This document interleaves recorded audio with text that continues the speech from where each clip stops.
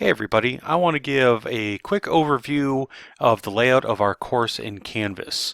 For most of you, this is at least your second semester at Murray State University, and so hopefully you've had some familiarity with Canvas already, but I don't want to take anything for granted and make assumptions, and also want to make sure you kind of see how I approach our courses, especially this being an online course. So what you see is, for the most part, the view that you'll see. You won't see that bar up at the top about the setup checklist, but everything else is set up for student view, so I can show you things as you'll see them. Over here on the left is the navigation bar. I just want to make a real quick note that I do use announcements quite a bit for reminders or updates or to make shares of things that I think are pertinent to the course, but I don't want to clog up any of our course modules with anything. So be on the lookout for announcements. Make sure that your email settings in Canvas are set to receive announcements from Canvas. The others are really for convenience. If you want to get a quick view of all the assignments in the course, you can click on the assignments link. Same thing, if you want to see all the discussions in one view, you can do that. And then of course you can access your grades by clicking on the grades link on the left. But you're going to spend most of your time here in the middle of the screen in what is called the module view. And so this is the default view for our course in Canvas. So you're not starting at some sort of start page and then having to click through something to get to what you really need. So in the first module, course resources, we've got our syllabus and class schedule. This is, other than the syllabus, the class schedule is a duplicate of everything that's already on Canvas, so there's no new information there. But the syllabus does contain all the details about the course, including policies for the university in terms of disability services and the academic honesty policy for Murray State University. Some other resources that will come in handy. NASPA Subpopulations is an ebook that is freely available from NASPA that I've put on our course. This is something that you will draw on for your subpopulation assignment this semester. This chapter from Torres, Howard Hamilton, and Cooper is pertinent to identity development of diverse populations, and it's something that we'll be using a little bit later in the semester. And then this overview list of student development theories grouped by theory family comes from the student services textbook that we use in CSP616. But because that course is not a prerequisite for CSP616, I don't want to make assumptions that folks have that book. And so when I reference theory families, I'm actually referencing the material that's included in this PDF. So as we get into each module, and each module is a week, and the way that I've structured our course is that weeks run from Monday to Sunday. And so by and large, assignments are due on Sunday nights by midnight. So if the clock has struck midnight and it is now Monday morning, your assignment is late. So keep that in mind as you are scheduling your work for the course and for your other courses. Periodically throughout the semester, we're going to have some discussions. And discussions are noted in Canvas with this little talk bubble icon. And with discussions, I'm going to click on one so you can just kind of see what they look like.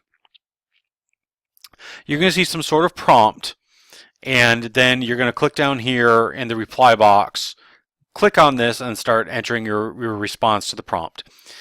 And other than the introduction, the discussions require you to respond to your classmates' prompt responses as well. So I've got all of those details spelled out in the syllabus and in the description of the discussion forums where response is required. Sorry for that scrolling back and forth. I got a little crazy with the mouse wheel there. And so in each week, you're going to see that there is a content page for readings. And so if you click on that,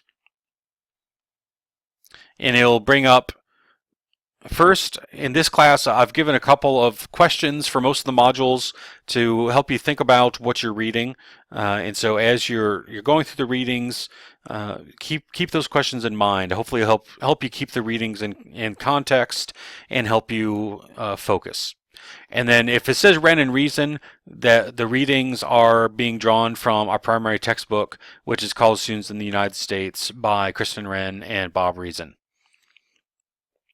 Anytime you're on one of the content pages or anything else, you can always click back at this link at the top, that's CSP616-01-SP16.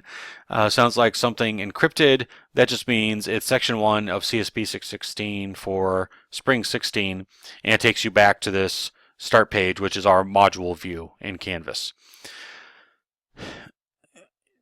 In most of our weeks, in most of our modules, I'm going to have some sort of multimedia content. It's either going to be a video recorded by me or someone else. And so in week 2, which is the first time where we start getting into content, I've got a video that I've recorded and then a link out to a YouTube video that I found on the internet. And my idea with videos is not to provide lectures, but to hit some highlights, share a little bit of my thinking on either why I included certain readings or maybe something that's not mentioned in the readings that I think might be important for you to be mindful of. So they're not lectures, at least I don't think so. You may disagree with me after you watch a few of them. And I try really hard to keep them brief. So week 2, video 1 is under 10 minutes, and this YouTube video is a little over 6 minutes, maybe 6.5 minutes. And so it's not a direct replacement for having our time together in class where I might be able to give a little background information and we have a discussion. But I also don't want to overwhelm you with a whole bunch of videos that you have to sit and watch. Because I know, as having been an online student myself, in a couple of classes in my doc program, that gets old pretty fast. And so I don't want to bore you. I don't want to create that space where you're going to assume that you're bored either. These little, they kind of look like bullseyes, but that's actually a Q in that circle. Those are quizzes or surveys. And so this one is for topic selection, for selecting the topic of your paper, the topic paper that builds throughout the semester. I'm going to get into specifics of the assignments in a separate video. Again, I want to make sure I keep these things as brief as possible rather than going on and trying to squeeze everything I possibly can into one video.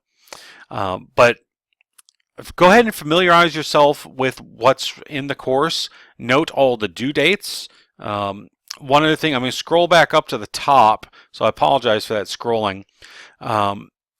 Over here on the right-hand side of the screen, anything that's coming up within the next 7 days is going to be listed here.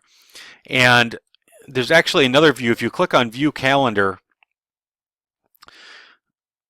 for all of your classes that are in Canvas, if your faculty members have created due dates for any course activity, is going to appear on this calendar. So you can see here that the Introductions discussion forum for CSP616 is due on January 24th. So it populates on that date on the calendar view. So I think that's a pretty handy feature. It's something that was not available in the learning management system that I used when I was at Louisiana State. So I'm really glad that Canvas has it. A couple of students have said they found it to be useful and valuable, and so I make sure that I create things, particularly anything that I want to make sure you turn in by a certain day or complete by a certain day, that there is a due date with a specific time associated with it, so it populates that calendar. So that's just a real quick snapshot of kind of what we've got in Canvas, how things are laid out. I try to keep things consistent within the course. So all the readings are within content pages with those guiding questions. And you can see we've got a few discussion forums spaced throughout the course. And so as I said in another video, and then there's two other modules to point out. Down at the bottom of the course is the assignments overview module. These are not extra assignments. All of these are slotted into the individual modules throughout the course, but they're also grouped together here for convenience should you want them. There's one particular resource that is noted in the topic selection survey, which is the NASPA research agenda. As I tried to think about providing guidance for the selection of topics related to college students in the United States, I wanted to make sure that I was grounding that in something that's really pertinent and relevant in our field. And the National Association of Student Personnel Administrators, or at the technical name now is Student Affairs Administrators in Higher Education, they created, there was a group of faculty that in, I believe, 2011 created a research agenda that would help guide further scholarship related to college students and working with and for college students. And so that document is there for your perusal if you want a little bit more depth of background of the topics that are included in the topic selection survey. And then the very last thing is opportunities or resources for tech and help info should you need them. So that's it for this video, providing an overview of our Canvas course. Look for the next video where I provide an overview of the assignments in the course.